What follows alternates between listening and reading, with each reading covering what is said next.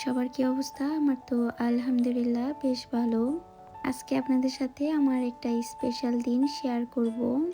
আজ ১৬ তারিখ বিজয় দিবস। সবাইকে বিজয় দিবসের শুভেচ্ছা। একটু লেট হয়ে গেছে, কোনো সমস্যা নাই। লাকিলি এই দিনে আমার বিয়ে হয়েছিল। ১৬ তারিখে বিজয় দিবসের দিন হয়েছিল আমার কাবিন। আর ৩১ তারিখে মানে 31st এর দিন হয়েছিল বিয়ের অনুষ্ঠান। তো ওই সুবাদে আমার বিজয় দিবসের দিন ছিল ম্যারেজ ডে। তো প্রতিবারই আমি কিছু না কিছু বাসায় করি। আমার কোনো সময় মানুষ দাওয়াত করে বা আয়োজন করে করা হয় নাই। আমার স্পেশাল দিনগুলো আমরা নিজেরা ফ্যামিলিগত করব, এটাই আমার ভালো লাগে। এই কেকটার মোলটা আমার কাছে এত বেশি পছন্দ হয়েছে। এটার শেপটা না খুব সুন্দর আসে। অনেকেই বলেন এয়ার ফ্রাইতে কেক ভালো হয় না বা ড্রাই হয়ে যায়। আমি প্রায় কয়েকটা ভিডিওতে বলছি একটু ড্রাই হয়ে যায়। তো ওই অনুযায়ী কেকটা চেক করতে হবে। আর অনেক বেশিক্ষণ সময় রাখা যাবে না। একটু ড্রাই যদি হয়ে যায় তাহলে বাটার বা সুগার সিরাপ দিয়ে একটু ব্রাশ করে দিলেই হয়। তো আমার কেকটা অতটা ড্রাই হয় নাই, সফট ছিল।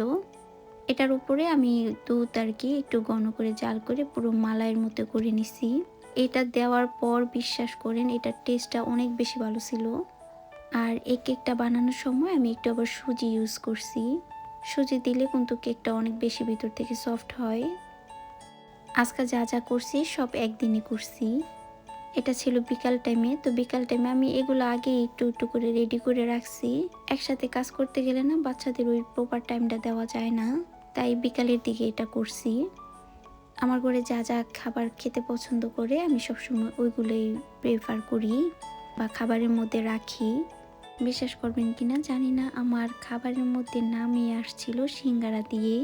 মানে সিঙ্গারা থেকেই শুরু হয়েছে আমার খাবার ভালো হয়। আর একটা ফ্রেন্ড আছে, ওনার আবার রেস্টুরেন্ট আছে। তো উনি প্রথমে বলছিল ওনার রেস্টুরেন্টে আমি সিঙ্গারা বানিয়ে দিব কিনা। আলহামদুলিল্লাহ সবাই এমনি তো আমার বাসার খাবার অনেক বেশি প্রশংসা করে। প্লাস আমার বাসায় আসলে সবাই আমার বাসার পরিবেশটা অনেক বেশি পছন্দ করে। এখন তো শীতের দিন, আমার কাছে মনে হয় কি একটু গরম গরম চা খেলে সবচেয়ে বেশি ভালো লাগে। তো আমি ও চাও নিয়ে নিছি আর টেবিলটাও সেট করে নিছি।